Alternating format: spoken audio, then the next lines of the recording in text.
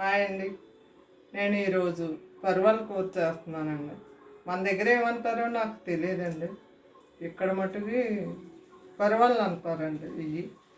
ఈ దొండకాయలాగే ఉంటాయి కానీ చూ పెద్దవి ఉంటాయి అన్నమాట. పర్వాలు అంటారు వీటి పేరు. వీటి కూర చేయబోతున్నాను చూడండి.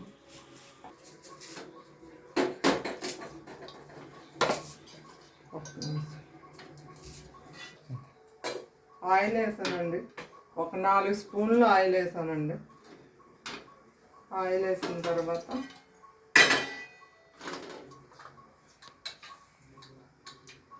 ఒక స్పూన్ ఆవాలు, ఒక స్పూన్ జీలకర్ర, ఒక హాఫ్ స్పూను ఇంగువ,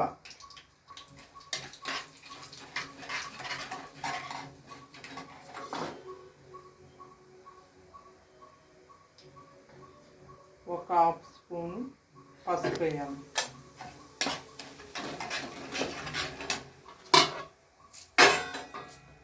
పసుపు అయిన తర్వాత టమాటాలు, ఉల్లిపాయలు అండి. పెద్ద ఉల్లిపాయ ఒక ఉల్లిపాయ తీసుకోవాలండి. ఒక టమాటా తీసుకున్నాను, 2 వేస్తున్నాను.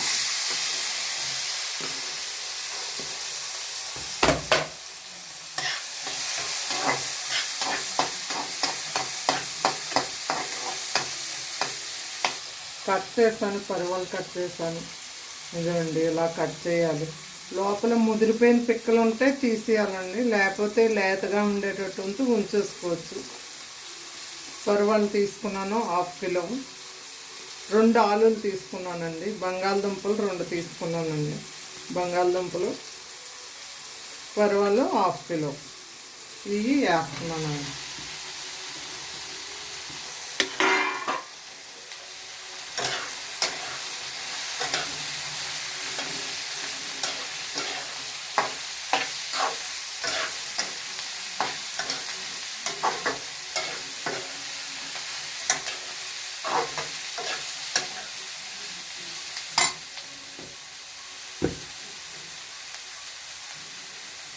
ఒక స్పూను సాల్ట్ వేయాలండి. వేసానండి.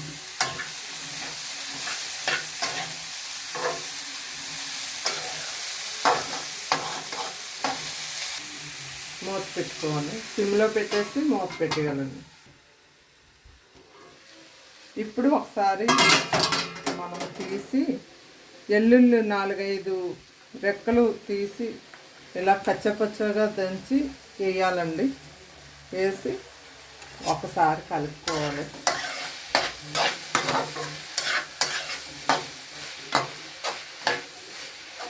మగ్గాలండి.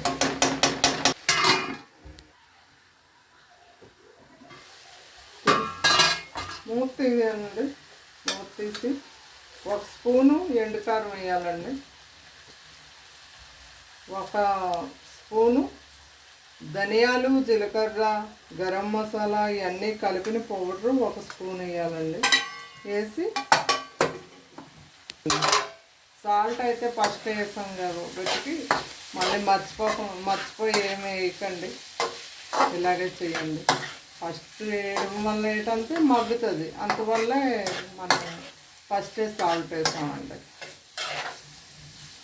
సాల్ట్ మళ్ళీ మగ్గనివ్వాలండి.